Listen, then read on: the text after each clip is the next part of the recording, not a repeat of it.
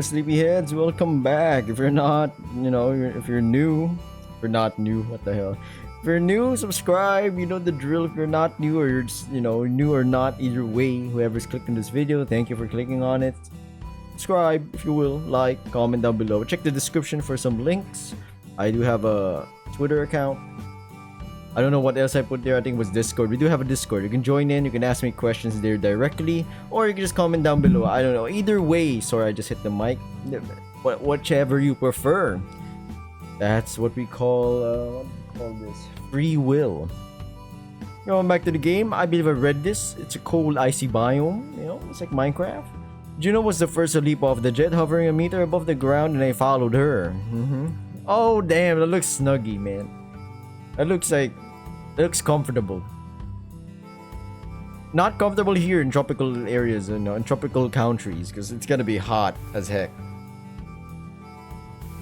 However, while Juno landed in the snow only knee-deep, I found myself submerged in a snowdrift up to my waist. Damn, it's impossible to walk here. Juno smiled, trying to shout over the wind hitting us right in the face. It's okay, we won't be here for long. Let's go! The wind whistled, the frost bit my face, and the snowflakes scratched my skin. Even in this suit, my legs and feet began to freeze after just 30 minutes.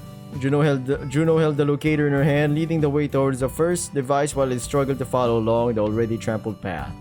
My excitement about discovering a new planet quickly dwindled. Even if there was something to see, the icy blizzard made it impossible. The blizzard engulfed us, creating an impenetrable wall, and our only point of reference was the locator. Juno's helmet illuminated yellow, assuring me that she was directly in front of me, but I still couldn't look ahead. I had to keep my head down to shield my face from the wind and snow.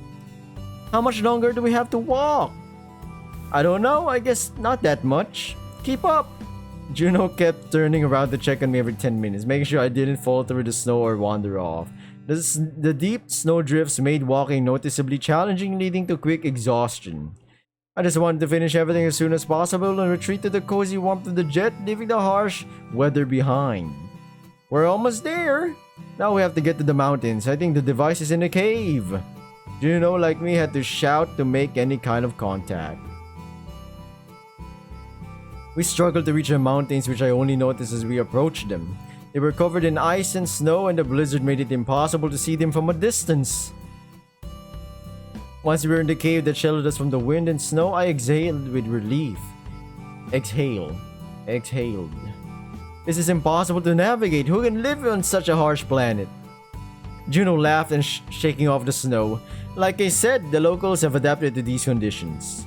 But just so you know, we're here in the coldest season of the year and we're close to the pole. That's why it's so harsh. I'm sure it'll get better as we move farther around the planet. This planet is like an icy hell. I wouldn't last a week here. Don't worry, you'll get used to it in a couple days. Also, we can find the warmth, if you know what I'm saying. Hey, whoa! Get your mind out of the gutter, sleepyheads. We need to find the first device to disable it. It's somewhere in this cave, according to the locator. Frozen and tired, I grumbled unhappily. Sorry. Why hide it so deeply? On the previous planet, the devices were literally in plain sight. That's because there were no intelligent beings on the previous planet. Whoever installed them probably didn't want the inhabitants to find and break it. Juno and I went farther into the cave. It was as cold as it was outside. The cold was coming from everywhere, but at least we were protected from the wind. As we walked, I eyed the outlandish crystals growing from the floor and ceiling of the cave. They resembled icicles, but much brighter and glowing with beautiful bluish hue. Do you think there are any settlements around here? I don't know. Probably not. If I remember correctly, the locals live closer to the equator. It's warmer there, though not by much. How can you live like this when it's winter all the time? Not even taking into account the damn cold. Everything here is cold and frozen. It's all kind of sad. Juno shrugged, following the locator. The locals are used to it. They haven't seen anything else. We went further into the cave only to discover that the locator had led us to the opposite side of where we had initially entered. As it turned out, we had unintentionally passed by the device while engrossed in conversation, prompting us to retrace our steps to the side. The device was located in the heart of the mountain, hidden amidst the shimmering blue light that came from the crystals. Juno came to a halt and activated the bot, which under Pix's direction commenced the process of disarming the device. Why was it installed here? I understand it's to keep it from being destroyed by the locals, but don't you think it's hidden too deep? I mean, there's not even any wildlife here. These devices devour energy not only from living things, but also from the planet's core. I think this one in particular is kind of a backup plan, just in case something happens to the others. There are more of them on this planet than on the previous one. I think it's because of the risk of being discovered. So now it's getting harder. Pause. And on my planet, where were they located? Juno shrugged. I don't know. We discovered the effects of the anomaly too late. It was useless to look for them. But I think there was one of them in that cave where you went alone. I shuddered involuntarily. I don't remember very well what was there. I only remember the red color. It was everywhere. Why are these things purple then? Juno looked thoughtfully. The device the robot was disarming. I think it depends on the stage the destruction process is in. The closer to the final stage, the redder the light. But that's just a hypothesis. I hope we don't get a chance to confirm it. So what's a hypothesis? It's more like a statement. You know, it has a premise and a conclusion. Usually it's an if and then, right? If this is a probable reason or cause of it, then this is the effect. They have a conclusion. There's supposed to be something in the beginning process of most things before you reach the final end of it all. June and I waited patiently for the bot to disarm the device before heading back to the jet. We'll sleep in the jet tonight, and tomorrow we'll see what the weather's like. I've got my camouflage mode on just in case, but hopefully no one will pass by. The sky had already begun to darken, turning from grayish-white to black, revealing a view of the canvas of stars scattered across the sky. You might ask, sleepy? I don't see stars at night. Oh, but that means there's a ton of light pollution in your area. I think it will take us a few days to get the next 5 devices. As I said, we won't turn off the 6th one. We'll set up close to the equipment and see how it behaves. What do you think? Yeah, that's a great idea. If things get out of control, we shut this thing down. And if we find an infected individual, we'll start making an antidote right away. I prepared everything I need in the jet's lab so I don't have to go up to the ship. Is there really anything alive here? We walked around all day and didn't see a single animal. Juno laughed warmly. No pun intended. Not that we had a chance to see anything at all behind this blizzard. And when will we meet the locals? Juno shrugged. Maybe we won't need to meet them. We'll see what the last device research shows. But in case we have to make contact with the locals, I think it's best not to tell them what happened to your planet. Why not?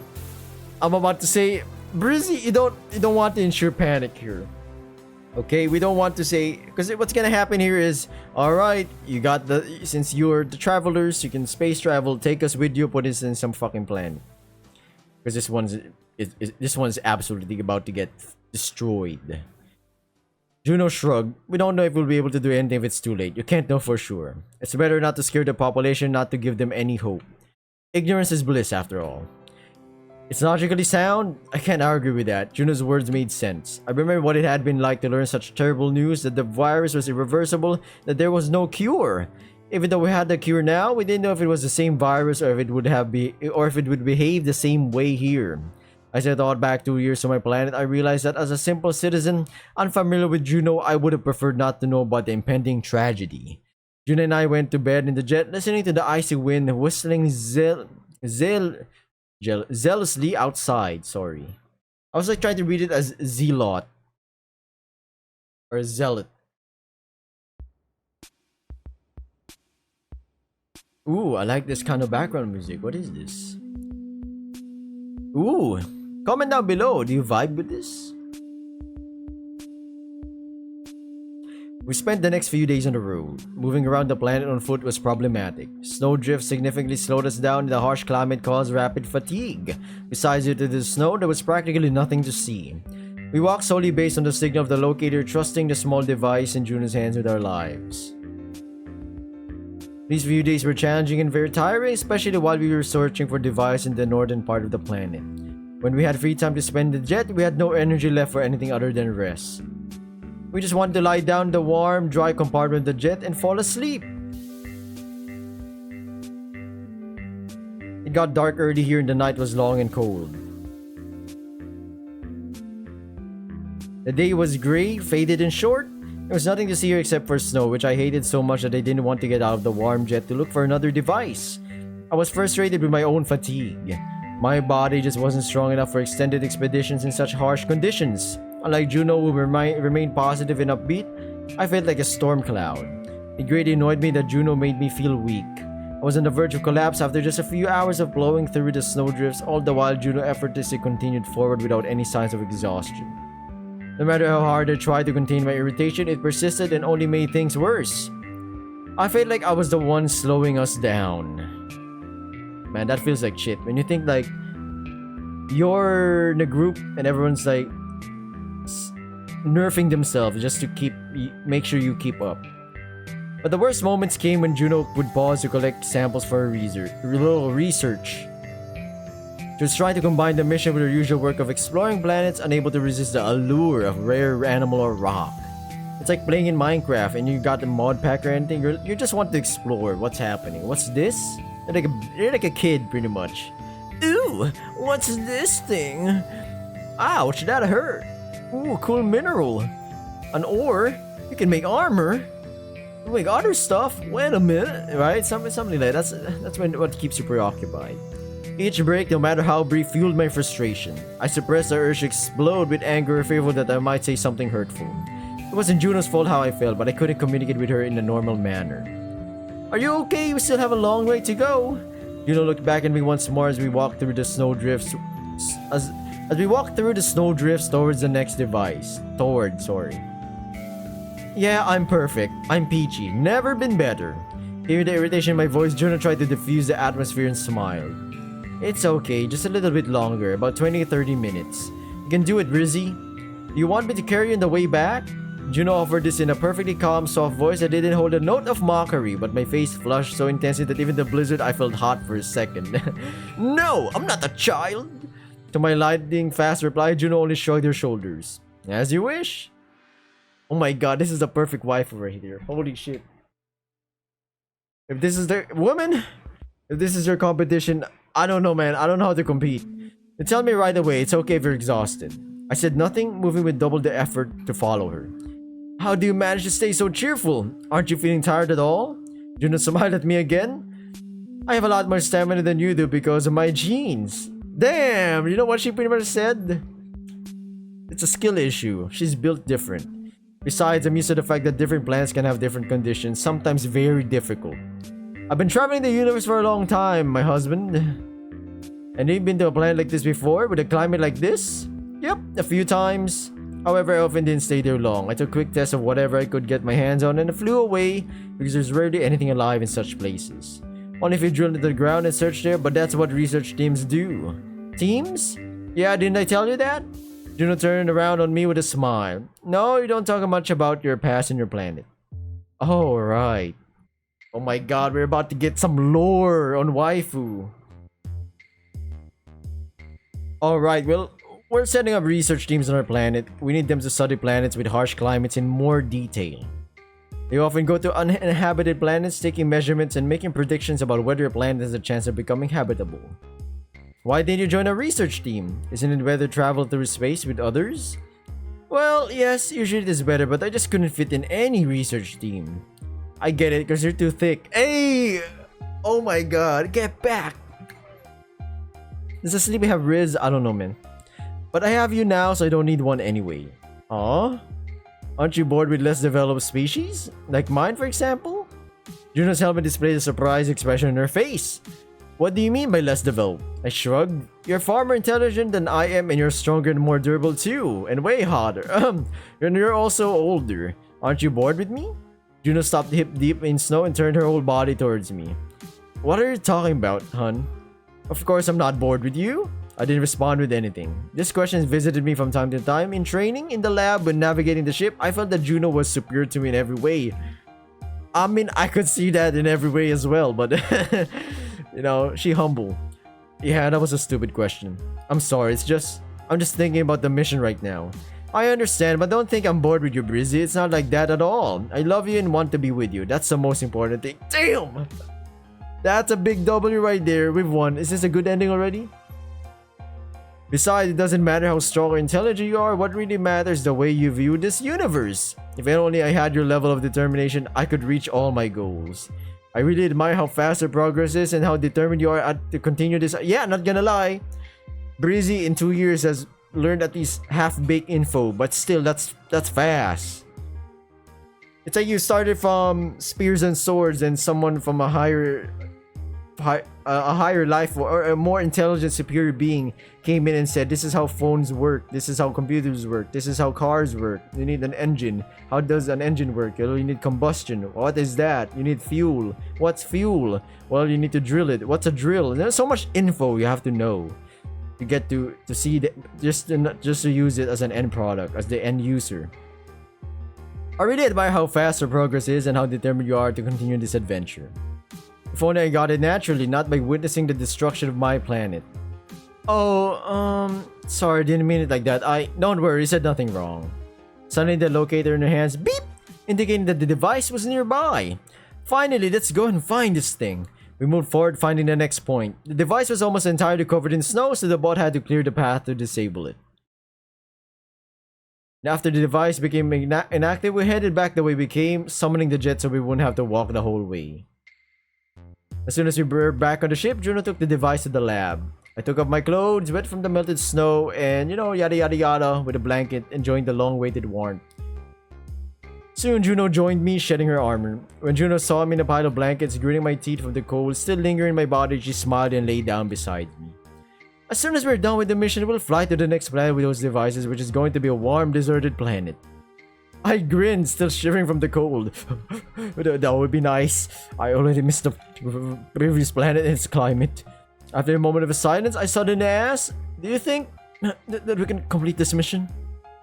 I mean to get rid of this device once and for all, to find and stop whoever did it. I hope so, Brizzy, I really do. Her answer made me snicker, because you're not you when you're hungry. Just kidding, I'm not sponsored or promoted by anything. Doesn't sound promising at all. I know, but that's all I can say right now. You shouldn't make predictions with so many unknowns. We're moving towards the goal, that's the most important thing. Have you ever done anything like this before we met? Saved other planets from destruction? Juno shook her head. This is as new an adventure for me as it is for you. By the standards of space travelers, my past life was pretty boring. I only collected and researched different species. But I really like this mission, this adventure, because I'm doing it with you. Oh, this Protogen, man, about to make my heart skip a couple of beats. Thanks, that means a lot to me. Juno lay down near me and we hugged each other. We felt the signs again, listening to the faint noise of the jet, lulling us to sleep. Gonna have a nightmare again. Oh no, we skipped it. The next day we finally went to the next cluster of devices, which was located on a different part of the planet closer to the equator. Once outside, I immediately noticed a weather change. Although it was still cold outside, the wind here was not as brutal as in the north, and the snow was swirling in small flakes in the air. The mountains were visible in the distance, and the clearing where we landed was surrounded by bare, sparse forests with thin, scarcely leaved trees. The snow drifts on this part of the planet were also much less deep than when we'd been before. I was only up to my calves in snow, which made it much easier to get around. As soon as we got out and followed the locator signal, we heard a loud, sudden scream, clearly not belonging to an animal. Juno and I froze, looking around tensely. Did you hear that too? The sound seemed to be coming from over there. What kind of animal is this? Or maybe it's the locals. Juno pointed in the direction, and a second later the scream was repeated. What is it? It's not an animal, is it? I don't think so. We'll have to check. Whoa, honey's loaded with a... she about to... She grabbed the gun which had been hanging on her waist in a special pouch, and together we ran towards the sound. Running the shallow, untouched snow was not easy. Juno immediately pulled ahead of me, and I had no choice but to follow.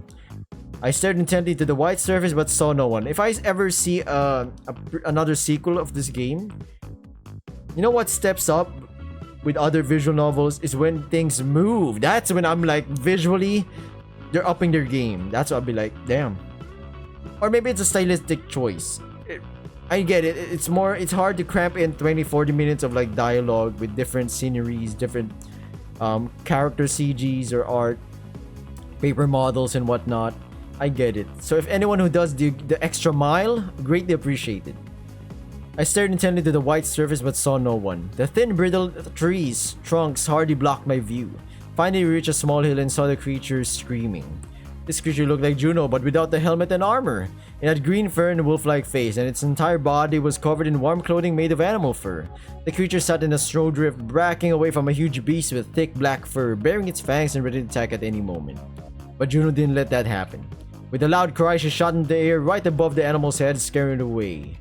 The beast ran away. Juno and I hurried over to this creature to see if he was okay. A he? Wait a minute.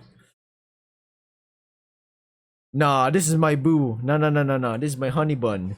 You ain't taking her away from me. I feel threatened.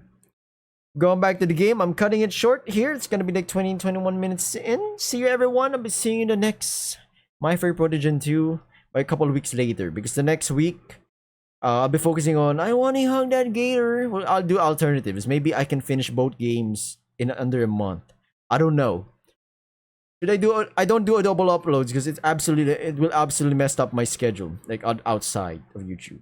Other than that, thank you for watching everyone. Subscribe, you know the drill.